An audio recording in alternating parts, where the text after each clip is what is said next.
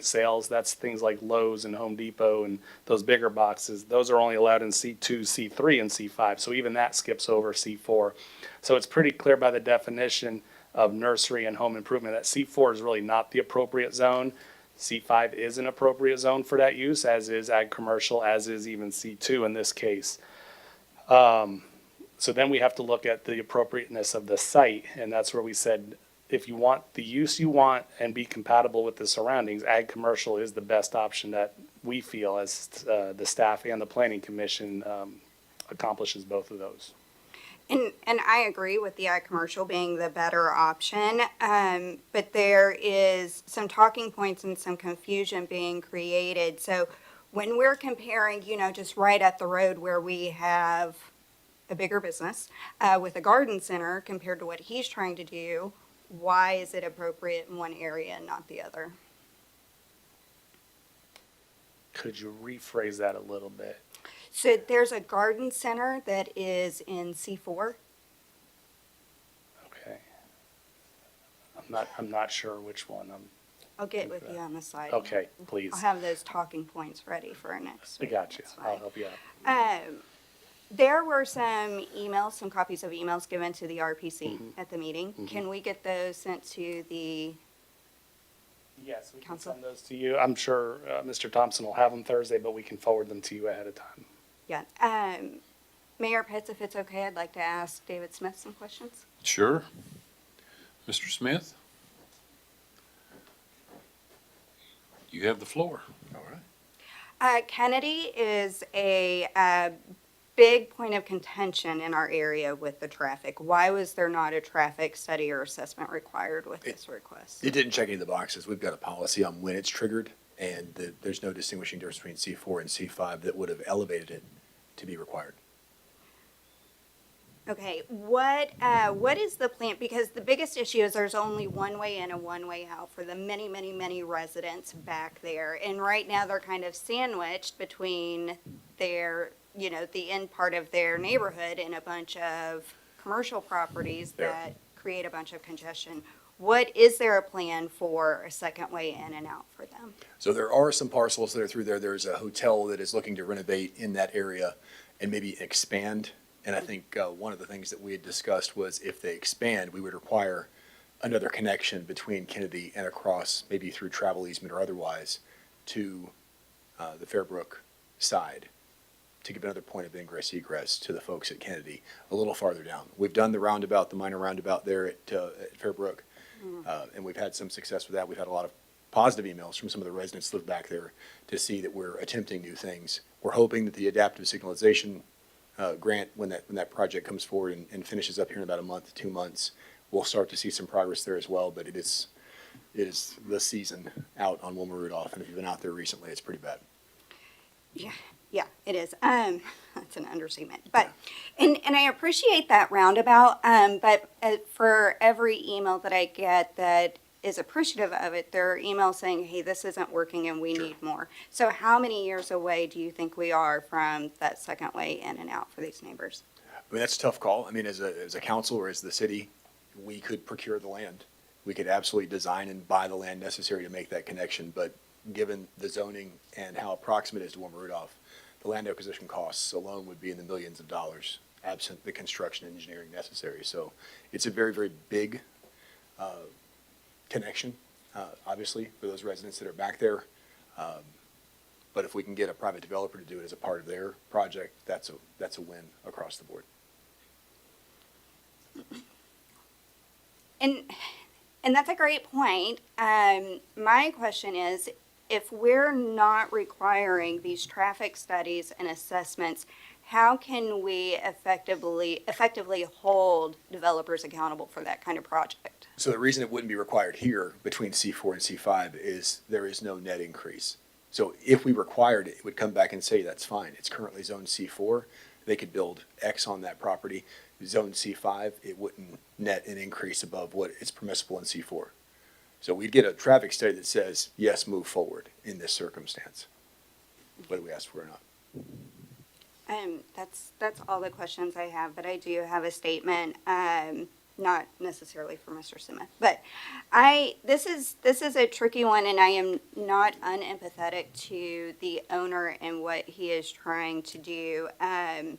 I am a little disappointed, Mayor, in the lack of comments from our other departments, because this area, because it's only one way in and one way out, it is absolutely a public safety issue. And I would not know that it was an issue if the residents weren't alerting me to it. So, that one way in, one way out, it is just bottlenecked with multiple businesses that are creating all of this congestion. So our EMS, our fire department, our police officers, they frequently have a hard time getting back there to our neighbors in need. There's zero plans for any kind of sidewalks on Kennedy, even though there's a high level traffic of pedestrians walking that area. But again, we wouldn't know that because we're not getting any comments from our department heads. Anytime that there is an accident, there is a delay for hospice care, for, nursing care for those olders, for bus route delays. And this is a special part of our town where these residents are really feeling left out, that there's no movement ahead. So it is my belief that any commercial site plans, any commercial rezoning should all be declined at the RPC and at this council level until there is that second way in and out. And that's all. Councilman Zacharias, you're recognized. Thank you, Mayor. So I'm going to make this a little bit more confusing. Because after speaking with the applicant and with Mr. Tyndall, your department is in the middle of a massive zoning rewrite. Is that correct? That's correct. And the distinction between a garden center and a nursery is being clarified further in that rewrite. Is that correct? Correct. Currently, we don't have in between a florist and a nursery. There's nothing in between, and we do plan on this has opened our eyes to say there's some more uses out there. Okay. So, and the reason that I'm bringing this up is because I was able to take a look at at least the initial draft of the verbiage that would make the distinction between a garden center and a nursery while I was working with the applicant on this. And the description of a garden center matches what he is trying to do. So all that to say that if this does not get rezoned to C5, once that zone rewrite is done, it's going to be irrelevant because, at least according to him, he believes that his business will be conforming to the definition of a garden zone in the new zoning code. Yes, sir. Early drafts of that chapter do have a garden center permissible in all commercial zones, C1 through C5. A couple of restrictions in C1 and C2 with outdoor storage. But, we recognize, and this opened our eyes to this specific example, that sometimes there are steps in between a full-blown nursery and a florist that maybe you need to accommodate in certain areas. All right, excuse me. So if this council were able to pass a request that the RPC submit the updated definitions for a nursery or a garden center, would the RPC be willing to provide that verbiage early so we could vote on that and this guy could? If city council provides a resolution asking for that to be done, we can do it. Only caveat there is I don't like the precedent it sets, and I would hope this is just a one-off example of where we can do something a little sooner for someone. As we spoke on the phone, I explained to you that this is one of the reasons that zoning cases do come to a city council, because there's times too where the books and the documents and the rules don't adjudicate what's happening, and it's really up to the legislative body. Right, and to be clear, this is work that's already been done. This is not something that you've done in response to this. Correct. We were Okay. doing it already, but when we got to that part and those definitions, we said, well, we're already living through this. Let's see what we can do to make sure that we are dotting our i's on that. All right, thank you. Councilman Chandler, you're recognized. I'm just a little bit confused. You say you're working on a new plan to change this, right? We're working on the entire zoning code update. Okay, so right now, What's the difference between a nursery and a garden center? We do not have garden center defined in the code, so you have to look at what the definition for a nursery is. And it takes into a lot of things, a lot more things than a garden center. So you're telling me nursery is in C5 then, right? Correct. Okay. Now, let's move on to something else. Do you have any idea how long this has been going on with Mr. Thompson? About 2 years. Well, to be honest with you, October the 4th of 2023, I've had extensive phone conversations with Mr. Thompson, and he has been kind enough to send me some stuff. And I think what it is, we have a breakdown. And we have a breakdown that started with that seal behind the mayor, the city. Because I'm looking at a letter dated October the 4th, 2023, from David Kimberling. The sale of plants and other items is allowable in C4. This man bought this property contingent on him being able to put in a garden center. He's not an attorney. He's not on the planning commission. He didn't know what the definition was between nursery and garden center. So he delves into it a little farther, and he gets one from Jessica Lampin, Senior Building Inspector, on December the 30th, 2024. You'll need to get site plan approval, and all buildings will need to be permitted.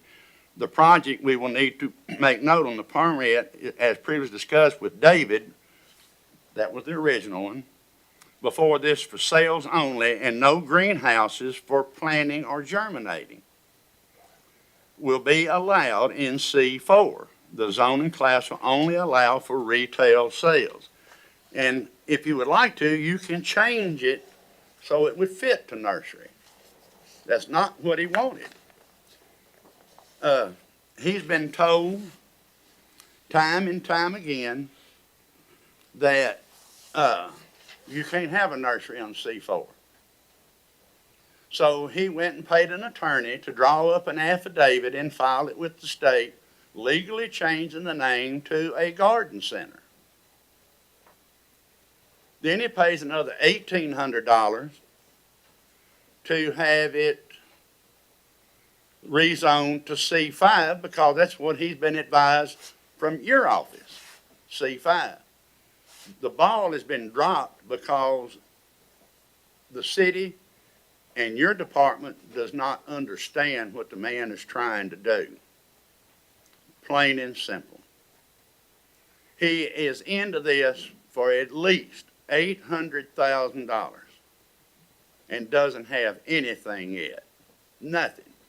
We are always preaching to everybody, shop local, support your local people. This man is not a big corporation. He's not a big developer.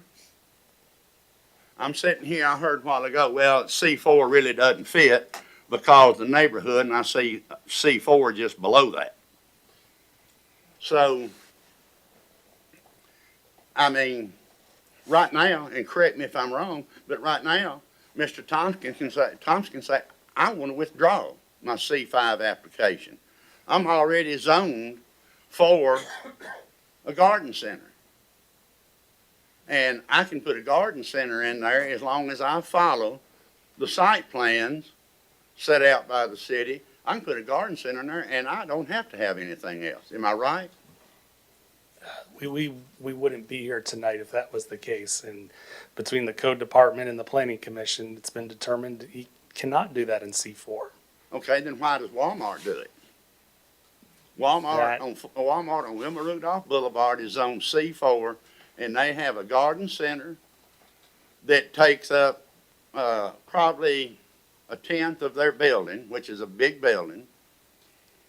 During the spring and the summer, a third of their parking lot is taken up with dirt and rock and everything else. So, again, I go back to, he's not a big corporation.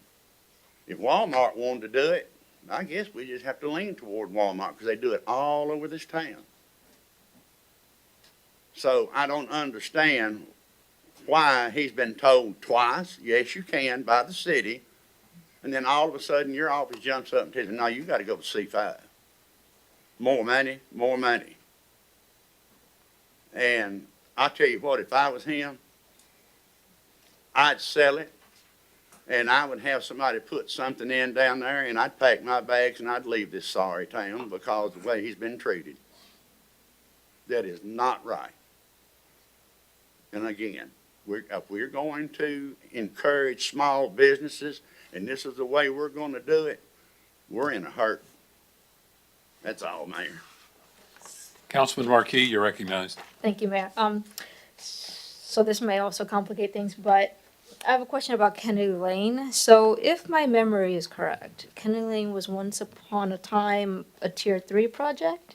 Is it still tier 3? Because I looked at the website and it's been updated and I don't see that. It is Tier 3. Okay, so that would mean that eventually, whenever we get there, Kennedy Lane is going to reach all the way across to Merriweather, which I don't know if Mr. Thompson knows that, but that will cut through his land, and also be a cut through for Merriweather to get to Wilmar Rudolph. So that will increase traffic.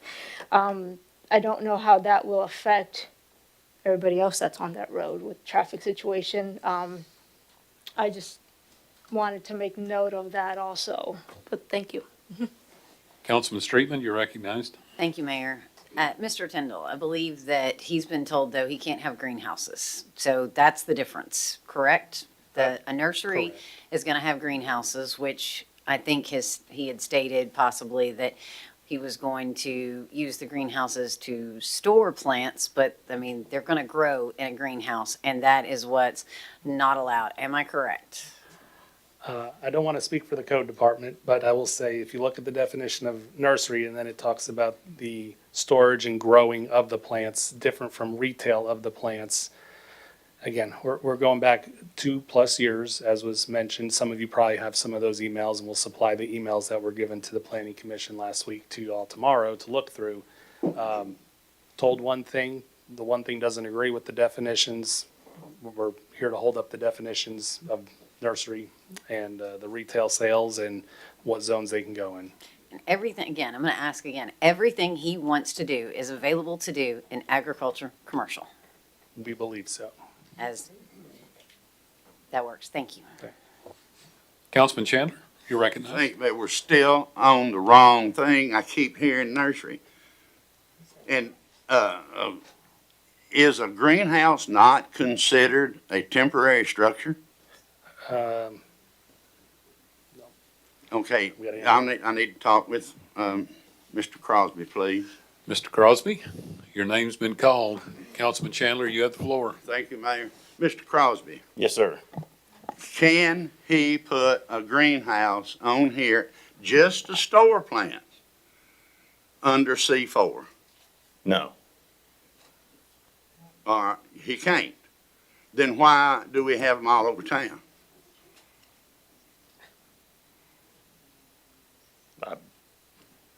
Like I said, There's lots and lots of businesses and all over town that operate outside of what they're allowed by the zoning ordinance.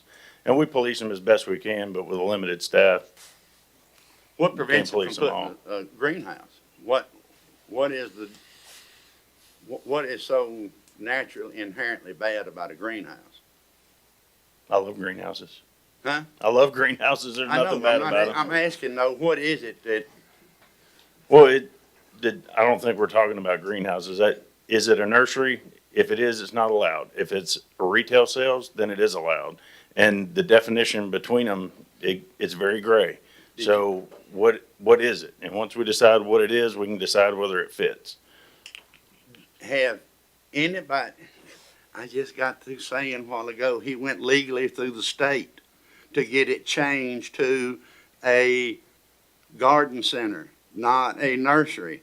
And my question is, if he says this is a garden center, it's what his registered name with the state is. If it is a garden center, can he put greenhouse just for storage? He understands completely that he can't grow or germinate plants. That's done somewhere else. He just needs somewhere, just like Walmart, just like Larry's Nursery, just like Wofford Nursery. And Mary's is closed now, but just like they used to do. Put it inside when it's freezing weather. If it is a a garden center, can he legally put a greenhouse in it? Yeah, I'd be real leery to say anything, without taking a further look into it. And that's a problem we've had, and historically, especially with this case, we've been told one thing. The documents get presented, they don't show what has been discussed. So without any kind of paperwork or documentation or a site plan to move forward with, it'd be hard to say. Do y'all understand my frustration? I'm sitting here. I think we all share the same. I know. And then I get a thing from your office in red letters. Well, this has been going on long enough. We need to sit down and have a meeting. Well, when he was told a few weeks back he had to do C5, which he didn't want to do, you know, he had to go ahead and appear on the Regional Planning Commission meeting last week and try to get something out of his $1,800. So, you know, I won't put the end on it, but this is a cluster. From the word go. Man, $800,000 and over 2 years later, and he still doesn't have anything. I don't care how much traffic it causes right now. My concern is we are saying one thing twice, 3 times, and then doing something. Nothing against you, Mr. Crosby. You run that department, and when I ask a question, you're supposed to be professional enough to answer it. That's all. Councilman Brown, you're recognized. Thank you, Mayor. I believe at the meeting, he mentioned where the C5 was, for growing the items there, and that he's doing all the growing at his location outside the city, and this was just gonna be for the sales. And then the greenhouse came up, and like been mentioned, that they still grow in the greenhouse, but they still grow in the lawn and garden section of other stores also. He's not germinating them there and producing that, is what we're being told anyway. So, I get that he's saying they're being grown somewhere else and brought there for the sales. That sounds like, that might have been a C4 until they saw the greenhouse on the site plans. And then did we just assume, because it's a greenhouse, that they were going to be growing the plants there? Or just because it's a greenhouse, it could be either way? Greenhouses regardless are not a primary use of any property. They're an accessory use. So you have to have a primary use on the property. And again, if you go back to C4, not an accessory use. And it goes all back to that C4 is really not the proper zone to begin with. Back to emails received 2 years ago. I understand a one-line email opens up a lot of confusion, and here we are today. Yes. Okay, thank you. Councilman Smith, you're recognized. Thank you, Mayor. I'm sitting here listening to everybody. I also talked to Mr. Thompson, and my understanding as well is he wanted to open a garden center, not a nursery. And I looked up garden center because I don't know about growing stuff or what it's all about. I know, they sell stuff. The garden center is a retail store that sells a wide variety of plants, seeds, soil, and garden equipment. Now, there are different types of nurseries. Wholesale nurseries, these focus on producing plants in bulks for other businesses, such as a retail nursery, landscapers, and garden centers. There is such thing as a retail nursery. They sell plants directly to the public. Some may grow their own stock, while others primarily resell plants purchased from wholesale nurseries. But there are also production nurseries. So they're also known as wholesale outlets and are where plants are first propagated before being sold to other nurseries. So if he's opening a garden center, I don't see why he needs to go back to an agricultural type zone. He seems to think that if he goes back to an agricultural zone, he says that if his business does not do well, it would be hard for him to sell it. He's also told me that he spent a lot of money because you all told him that he can open a garden center at the time that he applied. So I don't know why it's so hard to allow this man to get what he needs. He's been through a lot. I don't know, we were searching for those definitions, but just for everyone's information, those are not our definitions. We have one definition, which is nursery, one definition of a home improvement sales, and nothing in between. So we don't have a production or a So that's wholesale why or a we have no retail. problems. For us, retail nursery would be more of along the garden center, receiving material for sale, selling it. A production nursery brings in a whole nother angle of nuisances with pesticides, herbicides, dust, and equipment. But right now, the zoning code that we are going off of only has the term nursery and home improvement sales defined that cover this. And when you apply the word nursery, as the code department has, it's only permitted in C2, C5, and ag commercial. But I see the problem. We don't have a definition for a garden center. That's one solution. And, you know, the ends need to justify the means, and that's why his request for C5, coupled with the other things you've heard, such as the resale value, is what you all have to consider. Well, I think we need to do something to accommodate this guy. This man has been through hell and high waters. Thank you. Any more comment or question regarding ordinance 38? We're now ready for item B, ordinance 43. Mr. Tyndall, please, sir. All right. The first one was a zone change application, Z04A 2024. And let me get there. We had several deferrals at the Planning Commission this month. Z04A has been kicking around for a while as well, as you can tell by the 2024 case number there.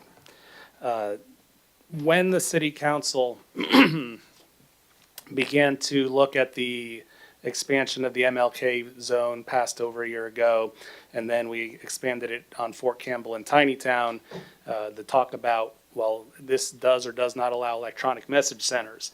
And we allowed a provision in the update of those to allow for some level of electronic message centers, and the one here is just a picture of an example from another town. The movable sign on the bottom there, or an LED sign, for lack of a better word. It allowed Madison Street and other places to have some sort of these to a certain size, a limited size compared to the city rules. There was a request to allow some businesses on Madison Street at the Common Design Review Board well over a year ago to do it. They denied the application, but they did ask the Planning Commission to study some additional rules to allow for it on Madison Street. When staff was going through this, we determined, well, we can allow it, but there's no rules citywide on how to use these signs. And they're becoming very affordable. They're becoming the way that a lot of businesses choose to go, because if the business changes, you just have to change a couple programs and put a new slide and a new picture up there. Now your sign is a brand new sign. You don't have to pay for a new blade every time a business changes, or every time your season changes, or every sale you have. So the Planning Commission began to work on this, and the original ordinance was going to come in with Z04 2024, which was adopted back in August, which was the Madison Street and Fort Campbell area, allowing for these in those districts. The Planning Commission split the question at the time and took out Section 25. So Section 25 under Chapter 8 right now just says reserved, and the language we're bringing forward in the resolution or the ordinance fills in what was reserved there in number 25. It applies both regulations to the design districts as well as citywide on the size and the use of electronic message centers. We've had many meetings with sign companies to understand what these signs are capable of. We've had meetings with business owners. And then we had a workshop 2 weeks ago, the first ever at the Planning Commission, where we actually got to sit and talk about this in a formal setting without being under the 3-minute limit and, two bites of the apple. And I feel like we got somewhere. And it's somewhere in between, I think. And that's where this was going to always end up, is that we're talking about the transition image, the static image, and other regulations for these signs. So if you do look at your ordinance number under number 25, letters A through I and J really talk about the construction of new signs like this, how big they can be, distance from residential neighborhoods, the minimum height, that the sign must be UL listed, must automatically dim. Then you got to go to letter K, and letter K with sub I through V talk about how the sign should be used. And I'll go through those 5 points because that was really the largest bone of contention from anyone that we met with. And this is where we've settled with multiple meetings and multiple workshops and direction from the Planning Commission. This part of the ordinance, letter K, won't go into effect till April 1st, 2026. So the signs can operate as they are right now, and it gives time for the sign owners to program them. They all have their own back-end programs that can be widely adjusted to their needs. That the transition time between images shall be limited to no more than 5 seconds, so you can scroll an image in, fade an image in, bring an image in on the screen.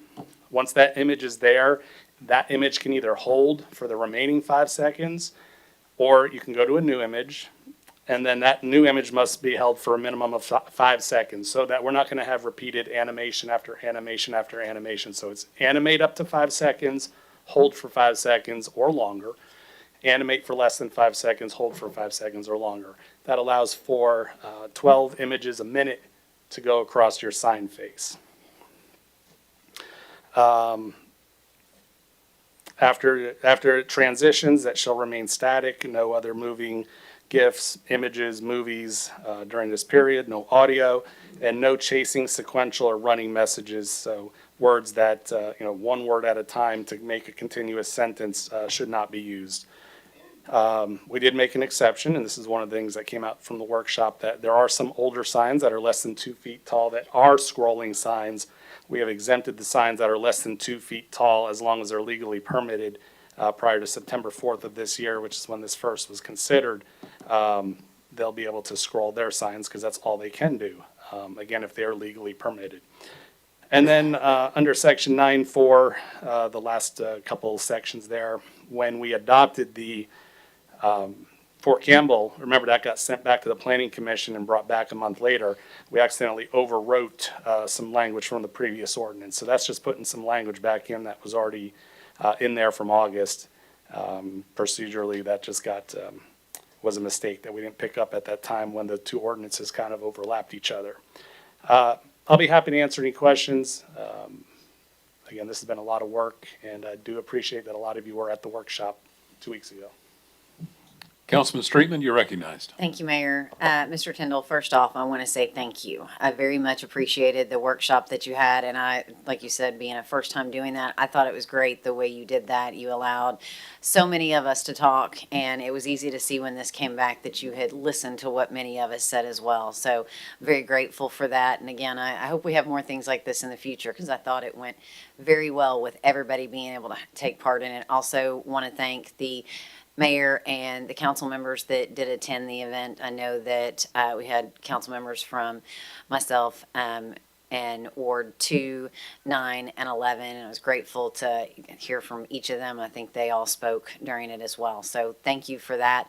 Also, as you stated, this has been a lot of work. There's been a lot of compromise that's gone into this since you first started out with it, from working, like you said, with the sign company to work with some of the business owners that had brought forward issues, as well as the things that we said. So thank you for everything that you've done to kind of bring us something to get in place to be able to start regulating this before things do get out of hand.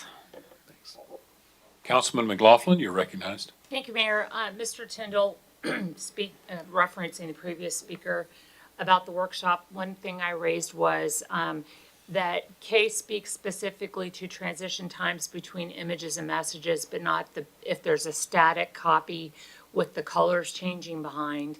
Did you and your team ever discuss, that, being added in under I? Yeah, we would take any change of the color, any change of the image is a moving image. Well, So the whether image it- doesn't move, so like the copy is static, and what is moving behind it, the colors are changing in the background of the static image. it's still, something's moving on this side. Okay. Static would mean that the bulbs stay on. They're not Okay, undulating or moving at all. I don't know what Okay. word to use in the sign terminology here, but, you know, the sign, it shall remain static, which means the entire thing is static, not just Frozen. the words or not just the one image, the whole background and everything. okay, because the transitions of what I mentioned before is like Yes. 2 seconds. And one thing I want to share, and this has been an ongoing collaboration with the code department, because we know they're the ones in the end that are going to be working with this, is we want to create a pamphlet so that the owners of these signs understand this. We're going to put it in maybe some more lay terms, some pictures, some guidance, and then hand these out as they either need to enforce it or just put it out on the web and hand it out to the business owners so that they can have something to work with before April 1st.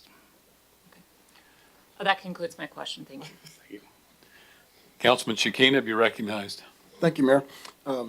Jeff, so is the effective date, are you looking at April 1st for the effective date? So this basically has two effective dates. The first effective date would be upon adoption for letters A through J.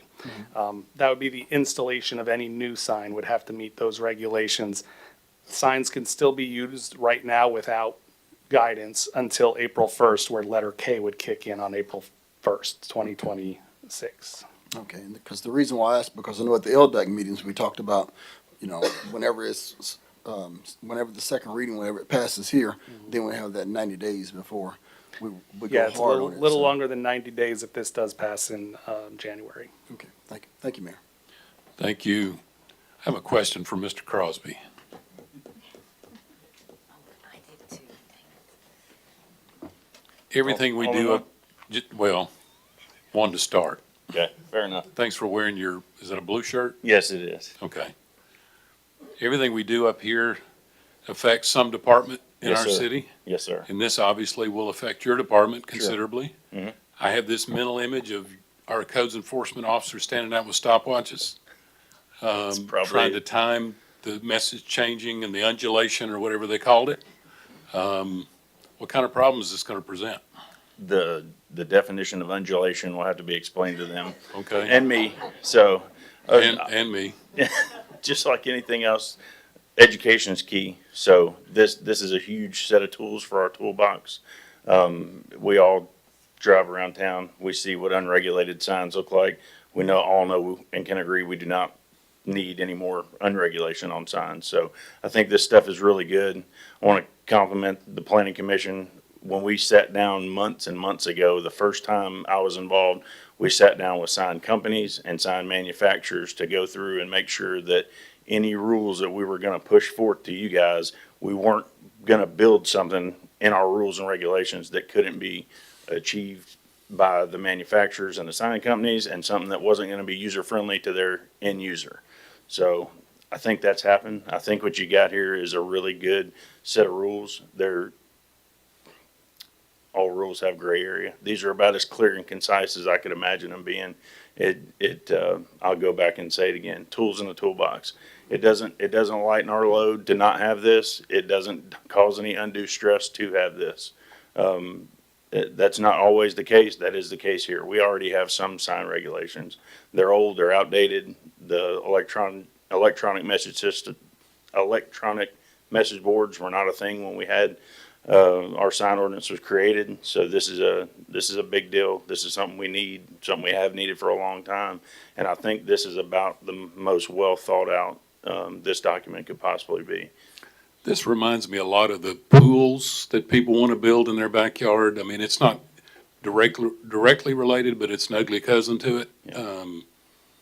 Very similar, and education's key. So we've gotta, once we get this adopted, we've gotta get out ahead of it and start telling folks this is what the rules are, this is why the rules are what they are, and, here's how we're gonna interpret and move forward. So if someone has a complaint about a sign that's 3 seconds instead of 5 seconds, they see Click Fix or call See your Click office? Fix, get it, or call the office, whatever, however your preferred method of letting us know what your grievance is. We'll take it however you want to give it to us. See Click Fix, the best way to do it. Want to promote that, overly promote that. You're welcome, chief. And it gives you a chance to check up on it without having to call and make sure somebody's doing it. You can see through See Click Fix, what's going on. And, just like everything else we do, we will not police this. This will be something it'll be, and as they come in, we'll go out and address it. If you think it's sitting for 3 seconds, we may actually go out with a stopwatch and stand there and see if it's 3 instead of 5 seconds. Hopefully, it's not that egregious, but, you know, we'll get our feet underneath this. It's just like any new rules. We'll learn them, we'll educate folks on them, and, this is a good document, though. These are good rules, and they're much needed. Okay, thank you. Councilman Holloman, you have a question or comment? Yes, I have a question. So let's just say someone has a sign, every 3 seconds, the image changes. Mm. And so you go out there with the timer and you're like, okay, so every 3 seconds, the image is changing. Do we have to have special rules for that, or is that just like a standard, like, code violation? It just a standard code violation, so you'd be in violation of the zoning ordinance or the city code, just like anything else, and, you know, you'd get a citation, ultimately a notification that you're in violation that would end you in city court if you didn't take care of it. Okay. Just tall grass or anything else like that. Be same way, same process. Thank you. You're welcome. All right, thank you, Mr. Crosby. All right, we're now ready for the next item, Resolution 34, 2025-26. Mr. Tyndall? All right, and in the third different case we have today, this is an abandonment. What you're looking at here is a series of roads, Howard Street, Lincoln Drive, and some others there around the Lincoln homes. The Planning Commission received a packet last month for the redevelopment of some of the Lincoln homes. That's in several phases, and the first phase deals with the property closest to Ferris Drive and 8th Street. What they plan to do is to rehab many of these buildings. They're going to build 2 new buildings, tear down some of the most dilapidated buildings, but they're also going to use this opportunity to build some different parking lots and realign the street grid out there. So we received a application for abandonment of the roads that are shaded. We also have a site plan and a subdivision for road dedication of a new alignment of these roads, and 2 new buildings and some rehab buildings and some new parking lots, mail kiosks, dumpster enclosures, things that go with multifamily sites. What I can tell you here is that the portion of Howard Street between 8th and Lincoln Drive is an unbuilt piece of road, so that's going to go completely away. And then the little hook of Ernest Shelton that goes south to Ferris, that will go away, become a parking lot. The other sections in the middle of Lincoln Drive will align more at a 90-degree angle when they're done. That one building that it kind of goes around is going to go away, and then the 6 buildings in the middle will remain. There's the up-close version with the meets and bounds, and then like I said, there's a right-of-way plan that when this is constructed, the roads will be turned back over to the city in their new alignment. I'll be happy to answer any questions. This does require a public hearing next. Councilman this McLaughlin, you're recognized. Mr. Tyndall, would it be possible for us to receive copies of what the proposed site plan looks like? Sure. Thank you. Could, probably on our website still. I don't think we've taken them down yet, but if you go to our current cases, that might be the fastest way tonight to look at them. So the Councilman Marquis, you're recognized. Yes. Is there a reason for the extra parking lot? Like, do they need that now? I just feel like A lot They of could these build more roads use homes. on-street parking, so they're gonna be Okay. moving some on-street parking to parking lots. They're not large parking lots, but they are, these are all 1 or 2 story buildings. Yeah.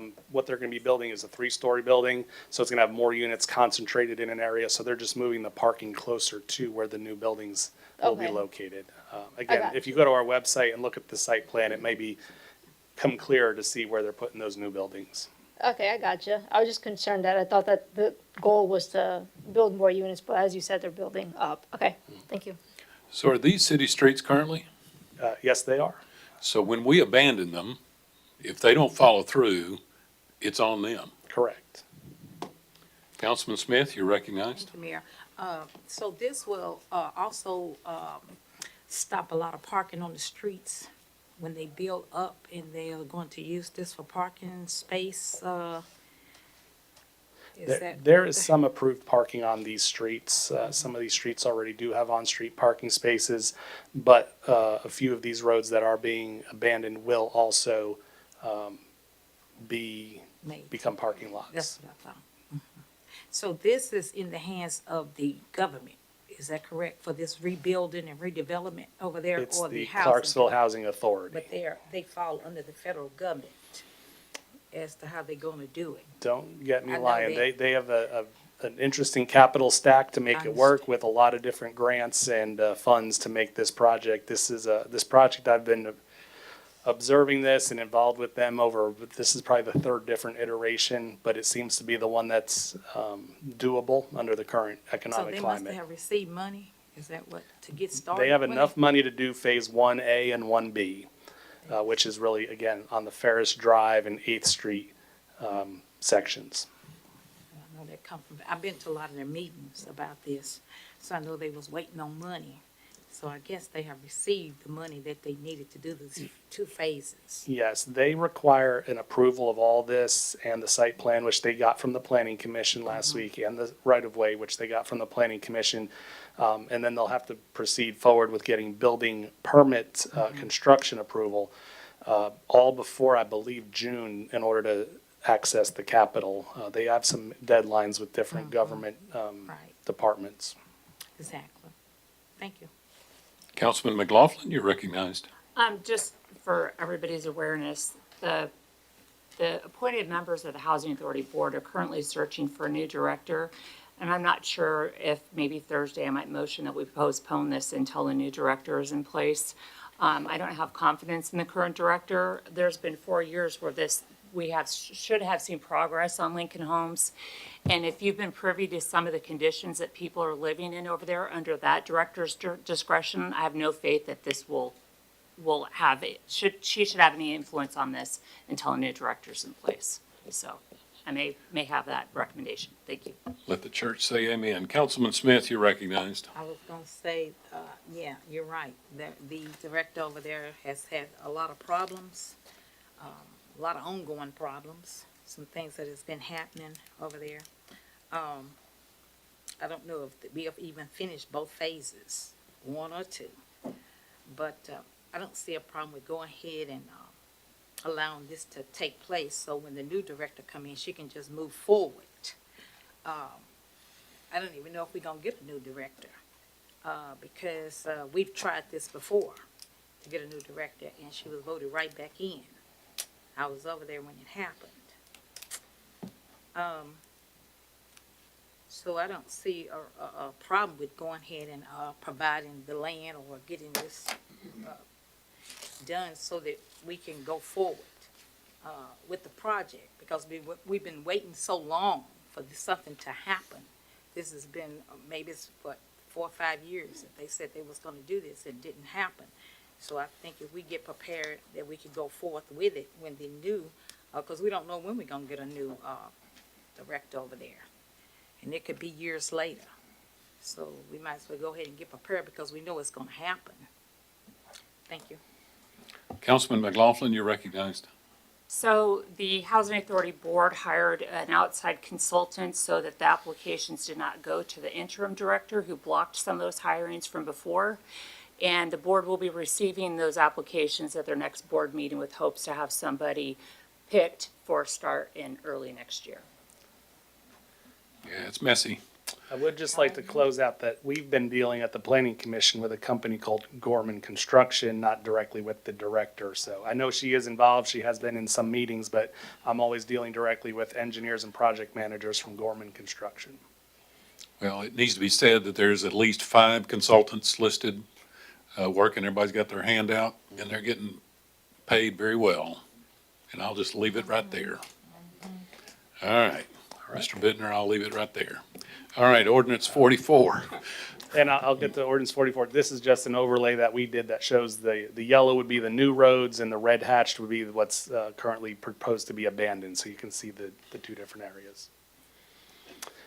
All right. And our last ordinance is the Britton Springs Road. Hang on a second. We've got one more question before you move on. Mr. Tindall, when do they plan if we, pass this, if we don't? But I hope we do, but when do they plan to start working on this if it's passed? I don't have that answer for you. Again, Is it I know they told us that they need to do all these different steps. This is one of the first steps is to get site plan approval from the planning commission, the subdivision approval and the abandonment. Then they need to pursue, construction with the, building and code department for the new buildings and the rehab. Once they have all those permits applied for, I believe they had to do that by June, but I may be off by a month or two. Maybe July, maybe it was May. They had a lot of milestones, if you will, to meet. And that's just some of them. They also have milestones to meet with the utilities and I'm sure with environmental as well. So I can only handle what's in our And they're stack. legally hired. They're legally hired. They're really the hired people that's supposed to do this. I'm dealing with Gorman Construction, who's the one that's going to deal with the construction of these two buildings and the rehab. Okay. All right, thank you. Councilman Streetman? Thank you, Mayor. I think mine may be a simple question. I'm supportive of what the statements made from Ward 2 regarding the postponement to allow changes to be made, at an organizational level over there. But how does this work in regard, is there any kind of time limit on this? Like there's a time limit on zoning that if we don't vote in favor of it, which the postponement that she's recommending is just a month, early January is just a month away, shockingly. But is there anything that, any kind of time frame or time limit that we have to make a decision on it now that it's been brought forward to us? Yeah, as we mentioned at the planning commission, a lot of moving pieces here. So in order to receive a new road, you kind of have to abandon the old road. And as you can see, the road, you see the two dark shaded buildings, the road currently goes through one of the proposed building pads Now, for the new building. So a month or two delay probably doesn't hurt anything on this end, on their end or anything. I don't think I phrased my question right. My concern wasn't their building plans. My concern was at the RPC level. Just like when we have zoning cases, things have to be decided within a time frame on the There is council none level. on There's not on abandonment. an abandonment. Okay, thank you very much. All right, anything else on this resolution? Now, ordinance 44. I'll bring up our consulting friends here, Michael Barriel and Lauren Sands from Reagan Smith, a Pape Dawson company. We, since April, have been working on the Britton Springs Road neighborhood plan. I know a lot of you have been involved in some of the meetings. We've had two fairly well-attended public meetings out there in the area. In essence, what a neighborhood plan is, as you know, about a year ago, we're talking about adopting the comprehensive plan, which is the larger plan for the entire community. One of our goals after we did the comprehensive plan was to start to drill in on specific smaller areas of our city. We did a Red River neighborhood plan many years ago as sort of a pilot study as how we could do it on a small area. This one's a much bigger area. Our next planned one would be for the new Providence corridor, up from Boot Hill up to Dover Crossing. So it's a much more drilled down look. We do hire consultants to help us along the way to do some of the heavy lifting and just bring some different perspectives that we can tap into for these different areas. So I'd like to turn it over to them for a few minutes to go through the plan, and then we'll be happy to answer any questions on this. Thank you. If you would give us your name, and you're recognized. Thank you. Michael Burrell with Reagan Smith. I lead our public sector planning efforts, and Lauren Sands, who's here with me tonight, was heavily involved in this project and will present some of the details of it as well. I'll just sort of tag on to Jeff's comments. We started this process early in the year with our initial research into the area and the neighborhood. And one of the things that Jeff wanted me to just sort of reemphasize is what a neighborhood plan is intended to do. And it's not intended to promote some certain kind of development or make changes. It's really about giving the neighborhood residents an opportunity to give their voice to what it is that they hope to see in the future, what kinds of things are working well for them and what are not. So it's one of the rare opportunities that you get as a body and that they get as residents to make sort of proactive statements about how they want to see their neighborhood in the future. So these are just some of the bullet points about what a neighborhood plan does and doesn't do. One of the things that's important for your body to know is that it doesn't bind you into any future projects or funding any particular project, and it doesn't bind any future bodies to that either. Plans don't do that. Plans set out a vision and give you, sort of reference the code officials' comments, a set of tools that you can move forward with to make incremental improvements to this area over time. And so, one of the things that we wanted to be able to do is to sort of talk about what were the best parts of the neighborhood that residents wanted to keep, what were some of the things they wanted to change, what are the core neighborhood qualities that they were proud about, give them a voice for future development decisions, what have they seen that has concerned them, and how could we help address that, and then to give you all an advisory document to kind of set that path going forward. I'll talk just briefly about the process that we've gone through to get to tonight. As I mentioned, we start off early in the process with that sort of get to know you stage, collecting all the data on the neighborhood. In this case, we were able to get some traffic and pedestrian incident data so that we could look at, where some of the safety concerns might be, where speeding concerns might be. We had a couple of neighborhood meetings starting the community engagement process. We had a survey that was launched to allow residents to give their input that way. And a lot of what we ask in that initial community engagement is, again, like what's working for you, what's not working for you, what kind of priorities do you have going forward for the types of development that you want to see or don't want to see. And I'll come back to kind of what we heard in that first round of engagement in just a minute and summarize some of that. Then we go into recommendations phase. We try to distill all that information we gathered from the first round of community engagement and start to think about both graphically in maps and plans, and then also in narrative, what are those tools that would help move those objectives forward and help achieve the things that the neighborhood residents have said they wanted. And then we come back for a second round of community engagement. We did an open house both times and said, here's what we would promote as what we heard from you, are your priorities. Help us make sure that we got them in the right order, that we didn't miss anything. We looked at various types of housing and trying to zero in on what housing pattern or what kind of units would make the most sense in this neighborhood context. We looked at some of the street safety and pedestrian movement through the neighborhood. What are the important points they wanted to be able to connect to, and start to put together some recommendations for how to achieve those things. And then lastly is the step that we're at now, which after all of that input and making some further revisions, we're here for the adoption and beginning to implement those recommendations.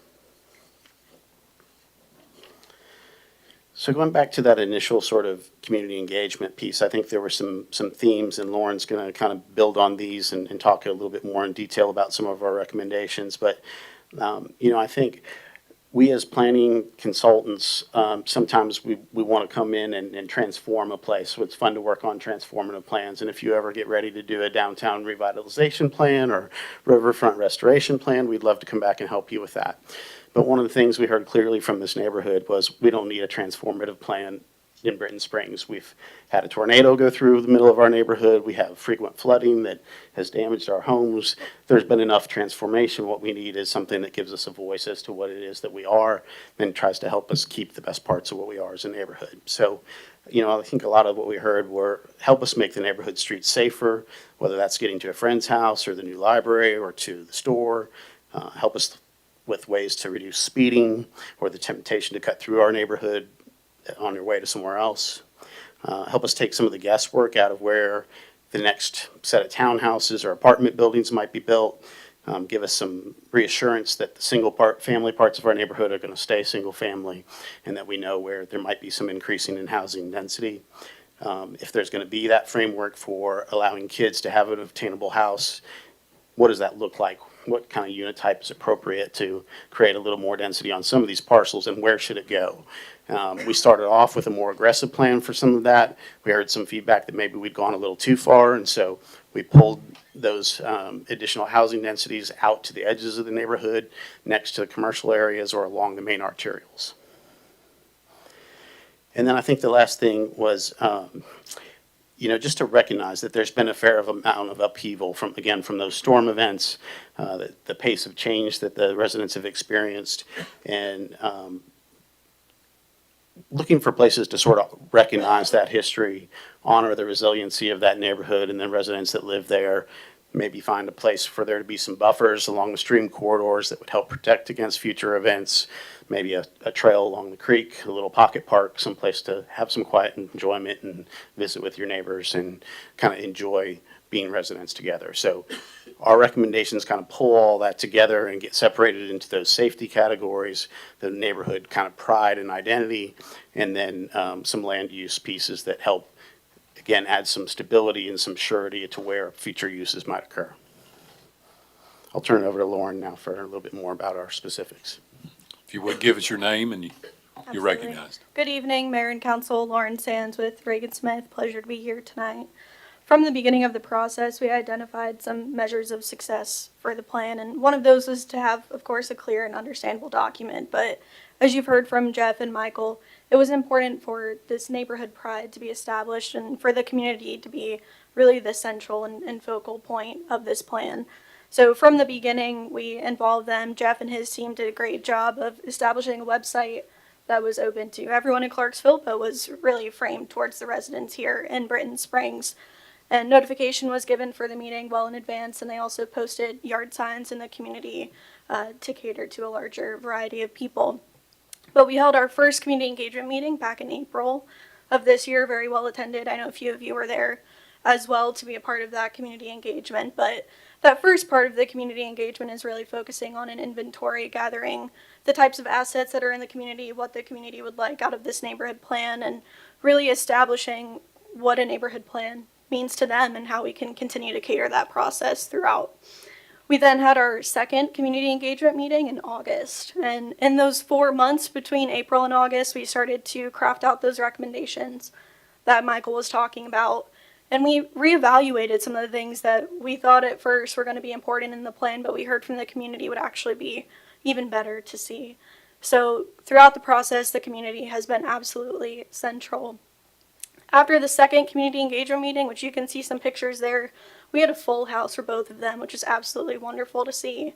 But after the second community engagement, we had to pivot on a few things, and we're confident that the plan that's in front of you tonight is representative of not only the comp plan that you all approved last year, but is representative of the community as a whole as well. I got the right button the first time. Sometimes these things are a little tricky. But the community being part of the plan, that is part of the process even after the hearing, like what we have tonight. So plan accessibility was important, again, having a clear and understandable document for the community. So we've presented it in what's called a flip book format, and what this does is it presents it in this 2-page reader format. You can either view it on your phone, which I know all of us have all the time, on a tablet, on a computer, but you can also download this as a PDF and print it as well. So we tried to cater to a wide variety of people with this format as well. Michael brought up the 3 categories that emerged throughout the community engagement process, and we really did let the community tell us what they were looking for here. So those 3 themes are connectivity and transportation. These are strategies that address safety, streetscapes, traffic, multimodal connections throughout the neighborhood. The second is neighborhood pride and livability. This is something that was continuously important from every resident that we spoke to. So these are focused improvements with pocket parks, open space, natural trails, and identity signage throughout the community. And last but certainly not least is housing and neighborhood development. This is strategies that balance preservation, and they look at the established neighborhood and look at how we can have targeted improvements for land use and development. So neighborhood recommendations combines those first 2, neighborhood pride and livability and connectivity and transportation. This is the map that has evolved the most throughout the process. And really, we had the community draw on these maps during both community engagement meetings so that we could fine tune those recommendations and make sure they made it into this plan. But this looked at things like sidewalks, access management, transit options, pedestrian safety was a big one that we heard consistently from residents. This could look like raised pedestrian crosswalks, street lighting, neighborhood identity, a word that continues to come up. We've also proposed a natural surface trail, which is that green area on the north side of the neighborhood or on the top part of the screen in front of you. Parks and open space, having pocket park options for the community. And one of the things we added towards the end of the process was floodway and stormwater management. We heard from the community that this was an issue that was coming up, so we've proposed some recommendations to address that throughout time. Housing and neighborhood development, which is essentially the land use map that you see in front of you. These are the land uses that are identified in your 2024 comp plan. But what we heard from the community is that it was important for that central part, the middle part of the neighborhood, to maintain its single-family character. So we proposed commercial along the fringe, which is equivalent with what is out there today, but we just wanted to codify that a little bit more. Single family on the interior of the neighborhood, which you'll see in a variety of future land use categories, urban neighborhood in there to improve the housing diversity. We heard from the community, we don't just want housing diversity everywhere, we don't want high density. So let's place it in areas where it's going to make the most sense. And of course, parks and open space is consistently throughout both of those maps. It's something we heard was important for the community to get around safely. So we've made sure that that is a highlight of this plan. I'm going to pass it back to Michael to add anything else. Thank you so much. You're good, actually. I mean, I just wanted to say, again, I think this is the tool moving forward that allows you to address sort of cases like you heard previously tonight, where maybe the general plan's a little too vague. This gives you a little more specificity, and you have a record of what it is that the residents requested, what they're comfortable with where, and gives you some decision-making tools as you get those requests moving forward. So I think that's really all we need to present tonight. We're here to answer any specific questions you have. Questions for our guests? Councilman Marquis, you're recognized. Thank you. So I did see your survey results in there that said that 47% wanted the single-family homes, but I'm curious to see if you identified other types of housing that the 53% wanted, like apartments, cottage houses, things like that. Yeah, I think I would say that we proposed a number of different kind of housing types, and by far the neighborhood was most vocal about wanting single-family areas to stay single-family. Yep. For redevelopment, I think what we heard was things that reflect our single-family neighborhood are going to be best accepted. So cottage court developments where you've got a small lot, single-family, but maybe you've got 4 or 5 units on that lot and they're sharing the parking is more palatable than a tall, skinny townhome or a row of townhomes or an apartment building in this neighborhood context. Those are kind of a summary of what we heard on housing. Okay, yeah, I was curious to see how new development would look like in housing. Thank you. Councilman Streetman, you're recognized. Thank you, Mayor. I know it's very similar to what we have in here, but can we also get a copy of this unless I'm missing it? I don't think we have this. Am I correct? Just the presentation itself, we'll make sure that gets circulated, right, Jeff? No, well, it's similar. I clicked the link. It's similar, but I'm not finding the exact same presentation. Is there a particular item, just so we make sure we get it in what was circulated No, that you sorry. noticed has the difference? I just wanted to make sure, because I can look at it and see there's Just some small map differences. This obviously more condensed, but if we could get the version of the PowerPoint as well. I mean, the entire booklet is in here, but if we could get a copy of that, I would appreciate it. Councilman McLaughlin, you're recognized. Thank you, Mayor. I think this might be a question for Mr. Bittner, actually. Mr. Bittner, if we pass this as presented, do we have say over situations like one-way streets and traffic flow guidelines? Because there's somebody in the audience who did a really great job bringing this issue up last week at the Planning Commission. On page 30, there's recommending one-way streets in certain parts. My concern is we can't even get people to drive one way where it's been for 50 years on 2nd and 3rd Street. And if we're looking at trying to do this in that subdivision over there, there's some curvy streets, et cetera. So my question is, if we adopt this as presented, or do we have any guidance with, as a council through a committee with, say, the street department on if we do choose, if we are against one-way streets as that is recommended? That was a lot of words. Short version. Yeah.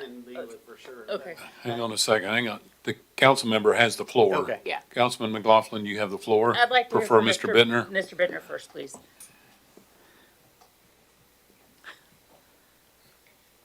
Mr. Smith is eager, jumping out of his chair to get up here. So maybe we can hear from him, but there is guidance in Title 13 of the Tennessee Code Annotated, so if you would give me just a little bit to look at that, I'll have an answer for you tomorrow if I can Okay. do that. Okay, thank you. Thank you.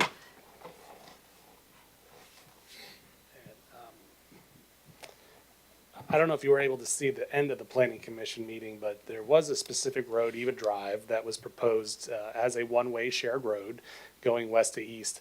The planning commission actually amended it on the floor, and we've made those changes to the document since. And this map here did have a one-way arrow on Eva going out to Fort Campbell Boulevard. So we have removed that since when the planning commission did bring that up and amended it on the floor.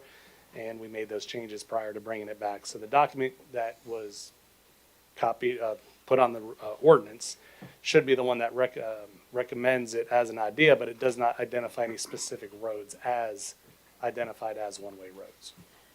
Okay, because on page 30, there's a big sign that says one way, still in our presentation.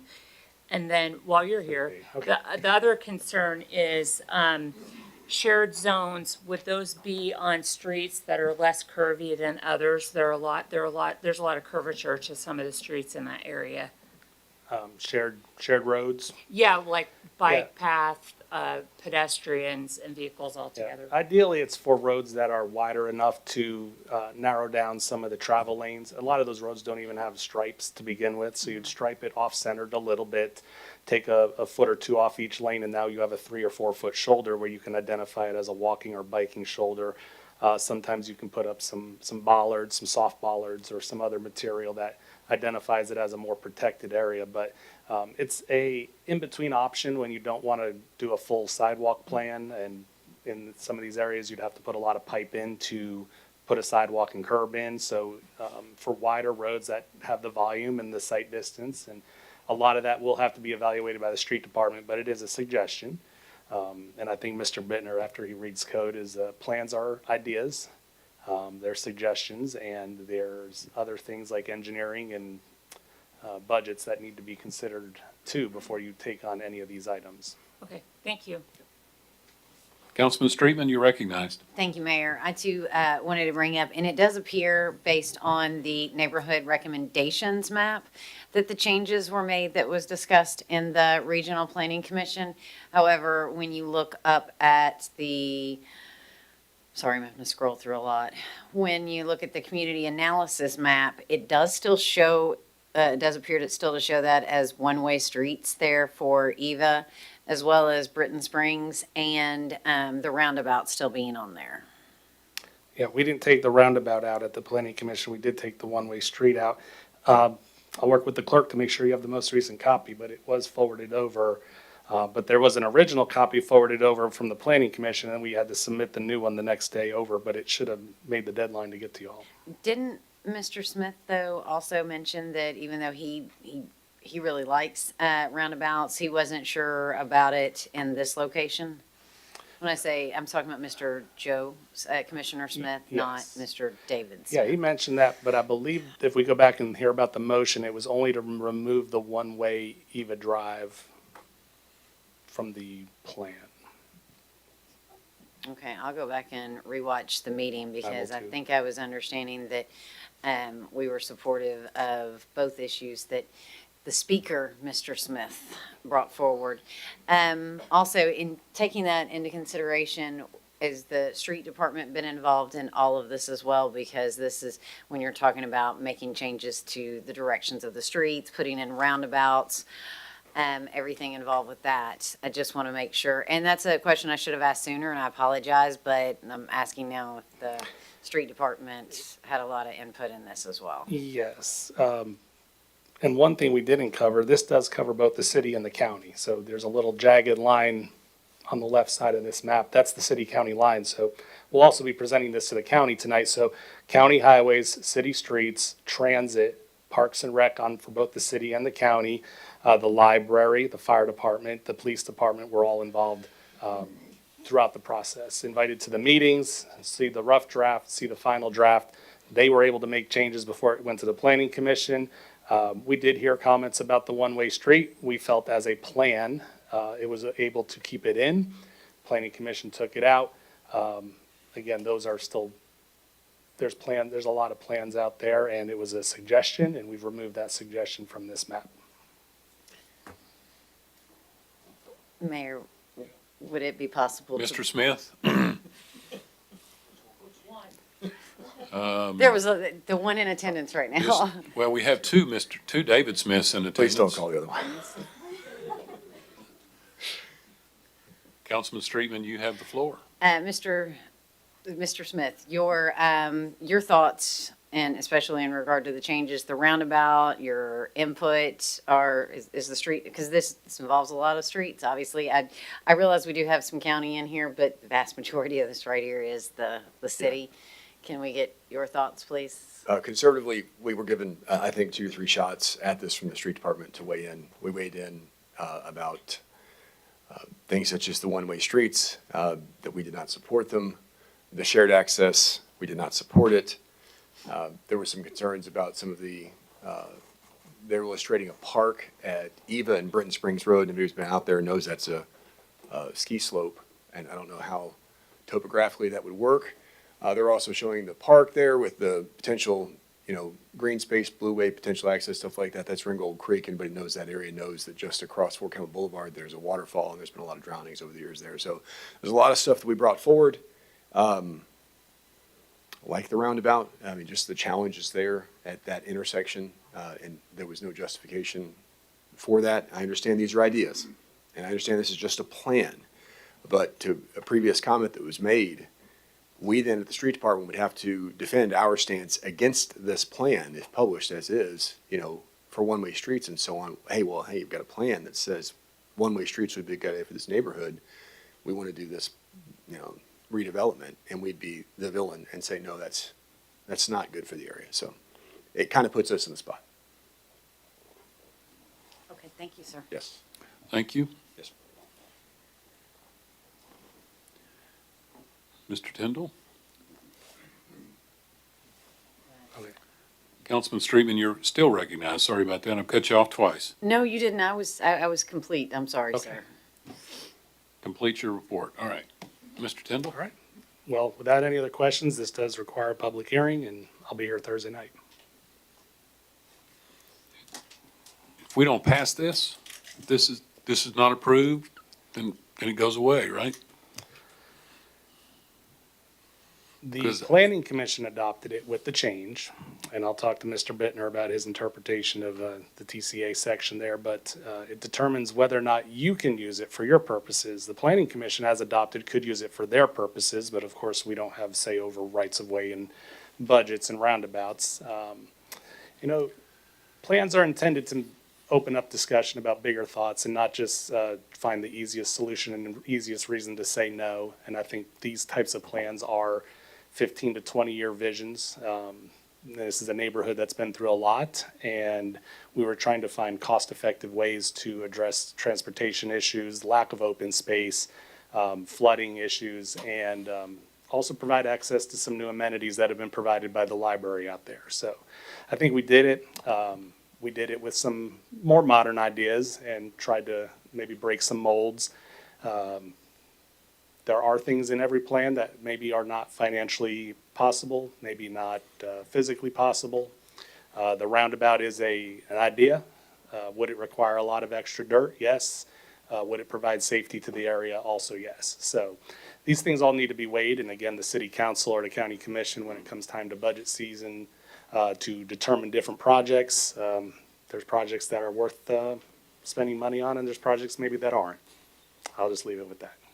I served in the legislature a lifetime ago. When a member would have a bill that was met with less than enthusiastic response, they'd say, I feel a cool breeze in the room. I feel a cool breeze in the room for this one in particular. Because the residents at the meetings I attended, they weren't excited about this plan. So, There's a lot of feelings at the meetings. Yeah, a lot of And I believe we did capture their concerns, and I don't think there's anything outside, I don't think a roundabout is gonna stir up the residents' feelings out here, and a lot of it dealt with the types of development. And that was one of the two reasons we started on this process. One was due to the tornado, so we shifted our focus from New Providence to here because the time was right as they were still recovering. And two, there's been quite a few rezoning requests in this neighborhood over the last 3 or 4 years. Some successful, some not. Questions by the developers of what is too much, and questions by the residents of that's too much. We felt this would be also a better tool to have both developers and the residents understand where would be appropriate for redevelopment so that you wouldn't have as many rezoning requests kind of scattered around the map and maybe clustered around where the roads and infrastructure are available in these neighborhoods. it creates expectations, though, on the part of the neighborhood, that if we adopt this plan, they're going to expect certain things to happen, whether they want them to or not, or whether they don't want them to or not. And that's my concern. I'm not going to be in this chair by the time many of these things transpire. I'm just concerned. I want to look out for the residents there, and they were not real happy. You took the brunt of that night, if I recall. Yeah, we have had one comment at the planning commission from the residents there, and yeah, I think we made an adjustment that we felt was appropriate. Okay. It's in your hands, and again, we can talk about it before then. You can defer it. It does require two readings, and that's all. Thank you. Okay. Any other comment or question regarding this ordinance? Anything else, Mr. Tyndall? That's all we have. As we mentioned, all these do require a public hearing of some sort, and I will be here. I'll be available till Thursday, and I'll be here Thursday to answer any additional questions that might arise. Okay. I want to thank our guests, too, for their help with that plan. All right. We're now ready for the consent agenda. Madam Clerk, will you please read the consent agenda? All items in this portion of the agenda are considered to be routine and non-controversial by the council and may be approved by one motion. However, a member of the council may request that an item be removed for separate consideration under the appropriate committee report. Ordinance 21, 2025, 26, second reading. An ordinance to amend the official code, Title II, Alcoholic Beverages, Chapter 2, Intoxicating Liquor, pertaining to Section 2-214, Procedures for Processing Applications for Certificates of Compliance for Liquor Stores. Ordinance 22, 2025, 26, second reading. An ordinance authorizing the mayor or his designee to conduct negotiations and to enter into an agreement for the purchase of real property located at 209 Plum Street for the purpose of constructing affordable housing in partnership with Montgomery County Habitat for Humanity. Ordinance 23, 2025, 26, second reading. An ordinance authorizing the mayor or his designee to conduct negotiations and to enter into an agreement for the purchase of real property located at 121 Sampson Street for the purpose of constructing affordable housing in partnership with Montgomery County Habitat for Humanity. Ordinance 24, 2025, 26, second reading. An ordinance authorizing the mayor or his designee to conduct negotiations and to enter into an agreement for the purchase of real property located at 105 Brooks Alley for the purpose of constructing affordable housing in partnership with Montgomery County Habitat for Humanity. Ordinance 25, 2025, 26, second reading. An ordinance amending Part 2, Code of Ordinances, Title 13, Utilities and Service, Chapter 3, Gas, Water, and Sewer Service, and Chapter 4, Water and/or Sewer Service to particular areas or subdivisions, the City of Clarksville for the purpose of establishing the Clarksville Gas and Water Board. Ordinance 26, 2025, 26, second reading. An ordinance accepting the donation of certain real property from River Chase Marine Terminal to the City of Clarksville for the purpose of the Greenway Walking Trail. Ordinance 29, 2025-26, second reading.